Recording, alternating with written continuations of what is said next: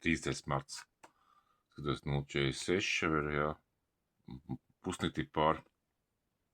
Viens būs. Iet video. Šī raksta arī.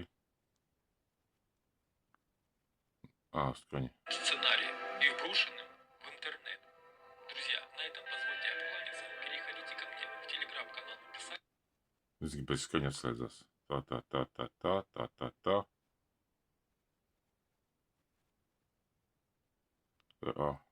Пять пунктов из этого, так сказать, документа уже сбылись. Первое. Израиль нарушает перемирие и наносит удар по Ирану. Трамп отвечает бомбардировщиками Б-2, отправляя их на ядреные объекты. Иран наносит удары по всем нефтяным месторождениям Персидского залива, американским базам, блокирует Ормуз и Баб-эль-Мамдеб. Цены на нефть резко взлетают. Отключение электроэнергии в Африке и странах третьего мира. США отправляют в залив 3 авианосца. Далее идут события, указанные, так сказать, в этом документе, которые еще не сбылись. Отсюда внимание. Из этих 3 авианосцев по меньшей мере 2 потоплены Ираном, Россией и Китаем с использованием тактики самоубийц, то есть ППЛА. Следующее несбывшееся предсказание от этого документа. США пытаются осуществить дистанционную операцию. Первая терпит неудачу с огромными потерями, вторая попытка успешна. Нефтяные месторождения захвачены, но дальнейшее продвижение вглубь материка остановлены. Начинаются гражданские события в США. Антивоенный блок захватывает Вашингтон. США раскалываются на 2 части и отступают с Ближнего Востока. Турция предает НАТО, присоединяется к альянсу Россия, Иран, Китай, нападает на Израиль. Китай вторгается на Тайвань и Гуам. Северная Корея вторгается в Южную. Японии не удается это остановить. Индия, возможно, переходит на другую сторону. Россия вторгается в Польшу и страны Балтии, устанавливает коридор с Калининградом. Финляндия и НАТО вторгаются в Россию, захватывают Санкт-Петербург. Европа погружается в беспорядки, голод, гражданские войны. Латинская Америка заключает союз с Китаем и Россией, вторгается в США с юга. Наступление останавливается в Колорадо. 150 тактических ядерных бомб использовано высоко в атмосфере. 2 тактических боезаряда и 1 стратегический использованы в Европе. Израиль продолжает разрушать. Палестинцы стерты с лица земли. Авиаперелеты прекращаются. Повсюду преступность и хаос. 3 недели ядерных событий. Начинается фальшивое инопланетное вторжение. Маджестик-12 выпускает синтетических инопланетных солдат, оснащенных боевыми имплантами. Они охотятся за выжившими. В лагерях Феме людей делят на полезных и нежелательных. К 2027 году с Земли исчезает 5 миллиардов человек. Фальшивые инопланетяне побеждены с помощью настоящих. Единое мировое правительство под руководством Маджестик-12 и ООН. Купол скалы разрушен. Сценарий завершен. Сюжет, конечно, напоминает какой-то фантастический мегабоевик. Vienkārši tāds video. Es Sīrijas jau diezgan sen skatos, un tā. Tāda man patīk visādi tādas kaut kādas tendences, kas notiek vienkārši visā tajā šovā. Bet kāpēc šo video ielikt? Tāpēc, ka es gribēju paskatīties YouTube, uzspiest. Jā, man atvedās kaut kāds anime, analītiskais kaut kāds, kur anime analizē. Tad kaut kāds, cik es saku, nē, es uz to nespiedu. Es gribēju Sīrijas atrast savās kontos, viņš no kontiem man pazudis, jā, es meklēju viņu, bija kāds Sīrijas 88, kaut kas tam līdzīgs, jā. Es meklēju, bija aizmirst, ka viņam 38 ir. Aizmirst, ka 38. Vismaz var atrast, vismaz kā cipara, vismaz var atrast. Un nostījos to video, jā. Un te tikko zvanīja draugs pazinīja. Es saku, man ir tāda, kā nekas nemainās. Nekas, vispār, kā tu strādā, tad ir tāds, satraukums. Tu pasauši video, tas satraukums ir pamatots. Kas vēl tāds, ko es vēl šodien īpatni pastījos Pierre Richard, tas vien varbūt ipatēmi, vai nav, varbūt ipatēmi, es nezinu, vai es nestījos Pierre Richard, biogrāfs kaut kādā krievu valodā, par tām filmām, ka viņam ir 91 gads un tā, man omīte arī 91 gads, viņam joprojām dzīve, ka Pierre Richards, un vienībā es gāju uz kinoteātru uz viņu filmām gāju. Un kas pa īpnību kāda bija tāda, ka pirms 7 gadiem, par nostalģiju domā, nekas tāda nebija, domā, jāapstās par vecās Pierre Richard filmas. Es atceru filmu Zeltainā kurpe.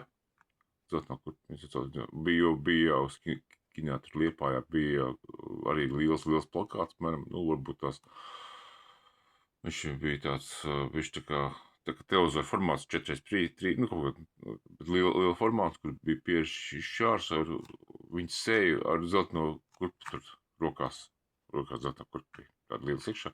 Un toreiz vēl bija scēna, kas nopirka biļeti, un pie tā plakāta stāvēja Pierre Richard dubultnieks Liepājā, kas dzīvoja.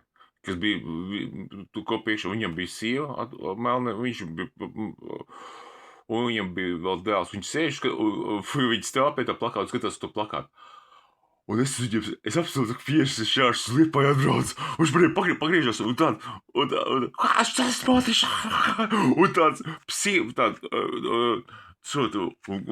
viņa tā uzdība bija tieši tā kā viņš filmā aktīvi spēlē.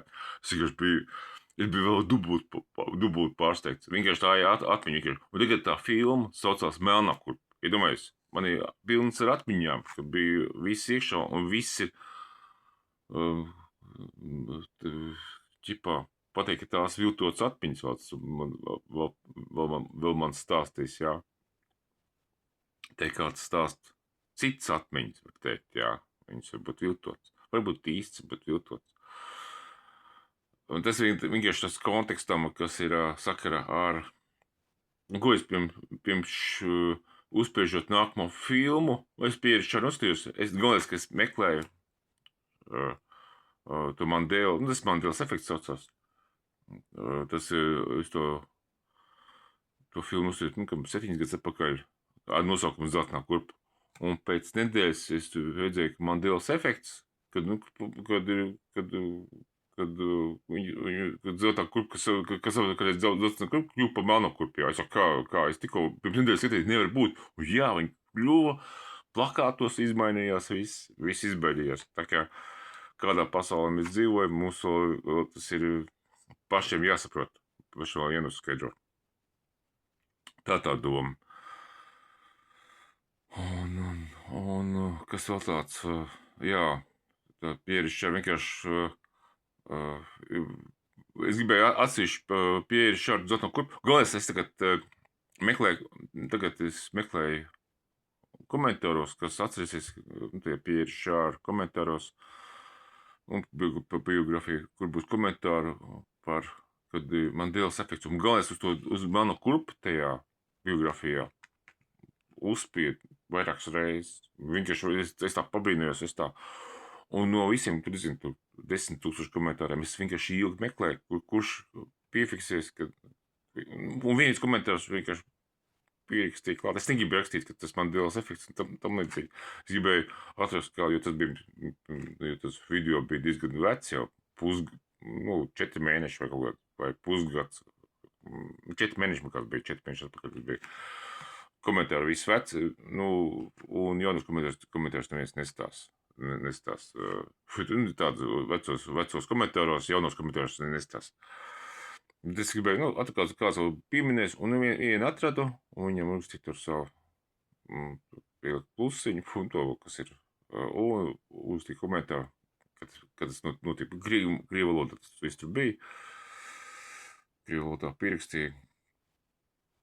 Un tādā veidā, es tagad taisu video tagad, kā es šādā formātā nekad neesmu taisījis, tagad šādā formātā. Es domāju, nu, tur pieņemsim, tur, nu, viņu tur izkapēt, griezt ārā. Man ir bagais slinkums. Bet to, kad Latvijā kaut kas notiks, kaut kā vienalga kaut kas notiks. Jebkur gadījumā, jā. Un šis 2026. gads ir pēdējais laiks, kad es no Latvijas, nu, Krievijas jau tagad pa vēl būtu projām, Krievijas, jā. Tad būs jāmok tā, nu, kas saucās, nevis jāmok, bet jāieplano pagarināts ceļojums ārpus Latviju uz nenoteiktu laiku. Tā. Un ceļojums varbūt uz 5 gadiem, uz 3 gadiem. Nu, jāstāst, piemēram, tāds tas ceļojums jāieplāno. Jāieplāno tāds ilgtermiņa atpūtas ceļojums, atpūtas darba ceļojums, kaut kādos varbūt tās jāuztais kā tūri par Jaunzēlandi, kur dabu jāpaglazno, glezniecības tur, kaut tas varbūt tās kaut kādas tur plenēros piedalīties, jā, pilsētas plenēros un kaut kādu paglaznot pilsētu, un varbūt var izdzīvot, es jau nezinu, man nav nekāds iekšā.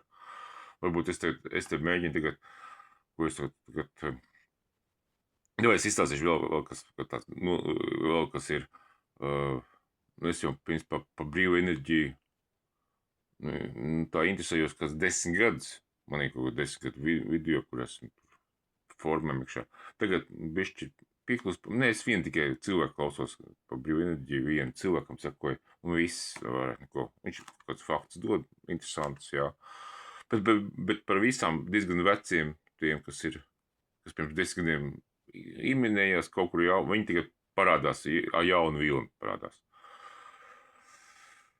Es pirms mēnešu tēvam apsveicu vārtdienā, un es to dienu, man kas svētdienu, kad bija, es taisīju kaut kādu ģeneratoru, mans tēvs sāk runāt par brīvu enerģiju, tam līdzīgi. Tam es saku, tā interesanti. Mans tēvs nekad par brīvu enerģiju nav vispār runājis, interesējies, jā, un viņš par to runā. Un es to ģeneratoru uz lampiņu, kaut kādu ferītu taisu, rezonansu, mišinās ar spolu. Un tikai es to mētos raksturu lielums un secinu, kad man tā schēmiņa patērē tur 1 vatu un nāk ārā 3 vati. Vai nē, vienmēram tā, lai būtu iekšā, lai saprotu. Nu, brīva enerģija, principā, 1 vatu patērē. Tas no lampa patērē. Tā ir radio lampa, tā ir retro lampa, kur 1 vatu. Tagad es tā esmu, kur ir patērē tur, no transtoriem uztaisīju no tagad, kur patērējās uz tā paša ferīta, tur 40 mW, jā, un nāk ārā 4 vati. Nu, tāda proporcija. Tas ir 40 mW un 4 vati. Tas ir, patērē 40 vatus, nāk ārā 4 kW. Tas ir tā, lai tā būtu, lai saprast iekšā. Bet, nu, tā ir maz iekārtiņa. Bet vienkārši variants tāds, kad es dabūnu runāt par brīvu enerģiju. Jo tā brīva enerģija būs ļoti aktuāla būs tagad. Ļoti aktuāla būs brīva enerģija. Šai kontekstā, kas te bija tajā video, jo ceļojumos, galvenais, ka ir vajadzīga enerģija tāda, ko tu vari pārvadāt. Tāda, tas nozīmē, maksimums 4 vati, lai tie būtu brīva enerģija. 4 vati ļoti, vispār, diezgan daudz to. Diezgan liels powerbanks uzlādēt, un viss telefons, visādas kameras, ja te vajag, var uzlādēt arī portīvo datoru, var uzlādēt ar tādu jaudu arī elektroriteņus, jā, ar 4 vatiem, tur, 10 vatīgi, ja tu tur kaut kā tev brauc, tu uzlādē, pieņemsim, tur, nobrauc pa dienu 100 km vai kaut kādā ritē minūtēs vai 200 km. Es pa 200 km nobraukt 200 km. ja minās. Ar kājām vēl papildus. Tad tur vajag, cik tur vajag?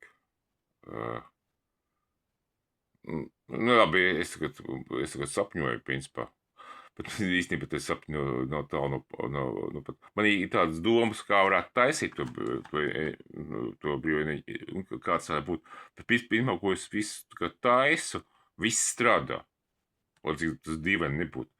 Viss, ko es tur iedomājos, kaut kā, tā varētu uztaisīt, un viņš strādās. Man tagad ir, es pat uztaisīju šodien, vakar, taisīju tādu uz jaudīgākiem transistoriem,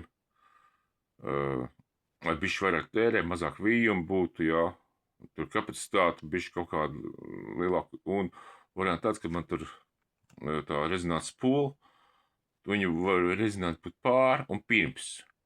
Un uz transmatoru uzsit uz visu transmatoru, man ir pār frekvencē, pār rezonāncē, arī uz rezonāns. Un, kad uzsvēs mazu to uz gradzenu, mazu pāris tos pašus tīnumus, 4 tīnumus kustīt, jā, jo tādu saspiež kopā, jā, tad ir zemāk frekvencē. Es tādas ļoti vienkārši lietas tagad pats atklāju sev. Bet tikai to var atklāt tikai eksperimentējot. Nekā savādāk. Neviens tev mācību grāmatā to neiemācīs, jā. Te pašam tur jābīd, jāstās, jā.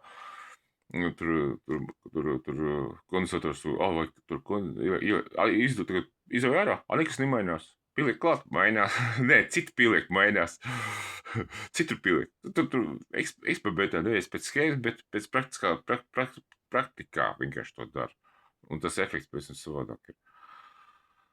Vispār šis nav jau pa tēmu, jo, vispār, ko es runāju, vienkārši vispār tās domas ir diezgan tādas tendences, ka krīze būs baigā. Tev ir mierīgs prāts, nē, apkārt tikai mierīgi vispār, bet tev ir nemierīgs prāts, kaut tam līdzīgi, un tev visādas tās vecās domas, kas bija, es jau sāku kaut ko kustēties, kaut ko darīt, un tā, man liekas, tas jābeidz. Tas baigi garš video būs.